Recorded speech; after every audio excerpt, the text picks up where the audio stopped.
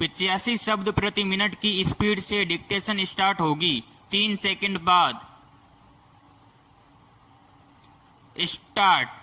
संसद में लाए गए कृषि से संबंधित 3 बिलों पर 2 तरह के सवाल हैं विराम। मौलिक सवाल है कि इनसे किसका फायदा और नुकसान होगा विराम। साथ ही प्रक्रियात्मक मुद्दे भी अहम हैं विराम। प्रक्रिया को लेकर एक आपत्ति है कि राज्यसभा में जोर जबरदस्ती बिना वोटिंग शोर के बीच इन्हें पारित कर दिया गया विराम। दूसरी आपत्ति राज्यों को है जो कृषि और बाजार संविधान की स्टेट सूची में है विराम। इस पर केंद्र द्वारा अध्यादेश और कानून लाने को राज्यों के संवैधानिक हकों पर प्रहार माना जा रहा है विराम पैराग्राफ। बहुत लोगों का मानना है कि आज उपज की खरीद बिक्री सरकारी मंडी द्वारा ही की जाती है, लेकिन 2012 के सरकारी आंकड़ों के अनुसार यह तथ्य ज्यादातर फसलों के लिए मिथक है विराम।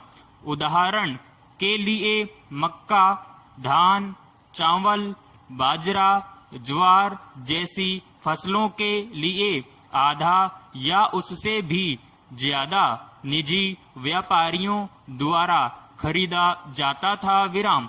यानी आज भी बड़ी मात्रा में निजी व्यापार है। इसके बावजूद देश में किसानी की समस्या बरकरार है विराम। यानी मुद्दा निजी बनाम सरकारी मंडी में व्यापार का नहीं है विराम। यदि निजी मंडी पर सरकार कर नहीं लगा सकती तो सरकारी मंडी और निजी मंडी के बीच बराबरी का मुकाबला नहीं रहेगा विराम। बेशक देश में मंडियों की कमी है विराम। सरकार का कहना है कि सरकारी मंडियों की कमी है विराम। सरकार का कहना है कि सरकारी मंडियों में आढ़तिये व अन्य लोग किसान को सही दाम नहीं देते और निजी मंडी लाने से जो कर से मुक्त होंगे किसान और उपभोक्ता को सही दाम मिलेंगे विराम। यह हो सकता है और नहीं भी विराम। आज ये आढ़तिये खलनायक के रूप में उभर रहे हैं विराम। जो किसान मंडी तक फसल बेचने आते हैं उन्हें मंडी में आढ़तियों से निपटना होता है और कुछ हद तक जायज भी है विराम।